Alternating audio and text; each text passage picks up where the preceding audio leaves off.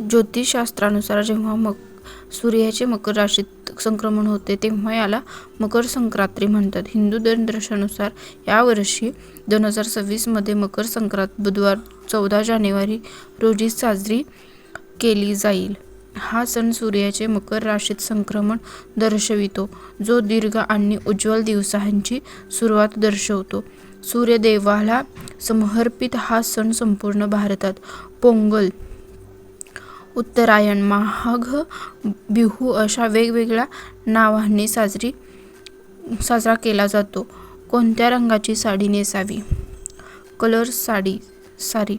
शास्त्रानुसार मकर संक्रांतीला काळा रंग शुभ मानला जातो. मकर संक्रांतीला देवी ज्या रंगाची साडीमध्ये विराजमान होते त्या रंगाची साडी संक्रांतीमध्ये नेसण्याची नसते. देवीने परिधान केलेल्या रंगाची साडी ही मकर संक्रांतीमध्ये इतरांनी नेसणं अशुभ मानलं जातं. पहिल्यांदा काळ्या रंगाच्या साडीसह हिरवा, लाल, गुलाबी, केशरी रंगाची साडी नेसू शकता. कोणत्या रंगाची साडी नेसू नये? Don't miss wearing this colour. 2026 मध्ये मकर संक्रांतीला यंदा देवी पिवळ्या रंगाची साडी परिधान करून येणार आहे, त्यामुळे यंदा पिवळ्या रंगाची साडी नेसायची नाही.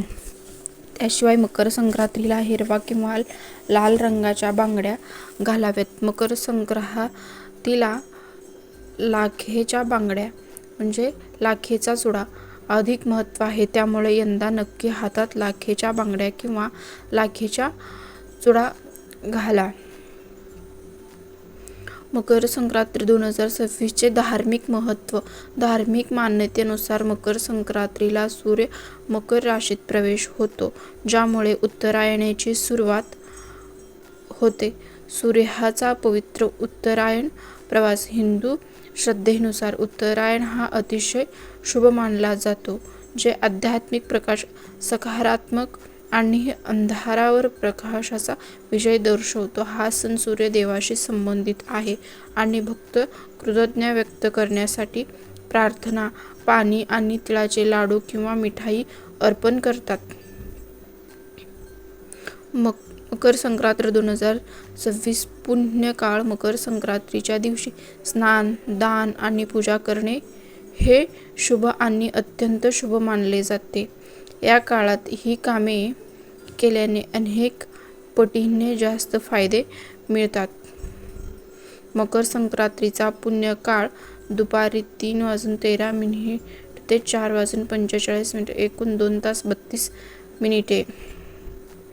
मकर संक्रांतीचा महापुण्यकाळ दुपारी 3:13 ते 4:58 पर्यंत चाललेले एकूण 1 तास 45 मिनिटे.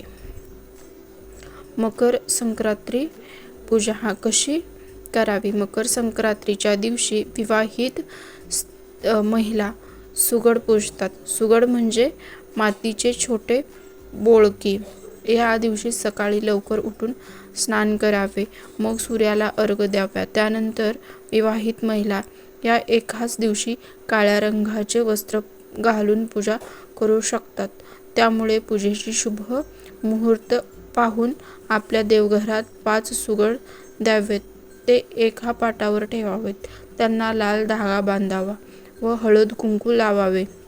मग सुगडीत बोरे, गाजर, शेंगा, ऊसाचे तुकडे, हरभरा, तिळगुळ ठेवावे. यातील एक सुगड आपल्या देवघरात ठेवावे, दुसरे तुळशीपाशी ठेवावे. त्यानंतर राम मंदिरात जाऊन रामाचा ओवाळा करावा. एक सुगड रामापाशी ठेवावे, एक सुगड सुहासिनीला द्यावे व एक सुगड कोणत्याही मंदिरात ठेवावे. अशा प्रकारे सुहासिनी महिला पूजा करतात. त्यानंतर तिळाची गोड पोळी घरात केली जाते व त्याचाच देवाला नैवेद्य दाखविला जातात. मकर संक्रांत 2026 चे धार्मिक महत्त्व. धार्मिक मान्यतेनुसार मकर संक्रांतीला सूर्य मकर राशीत प्रवेश होतो, ज्यामुळे उत्तरायणाची सुरुवात होते. पवित्रात उभे उत्तरायण प्रवास. हिंदू श्रद्धेनुसार उत्तरायण हा अतिशय शुभ मानला जातो, जो आध्यात्मिक प्रकाश, सकारात्मक आणि अंधकारान प्रकाशाचा विजय दर्शवतो. हा सण सूर्यदेवाशी संबंधित आहे आणि भक्त कृतज्ञता व्यक्त करण्यासाठी प्रार्थना, पाणी आणि तिळाचे लाडू किंवा मिठाई अर्पण करतात.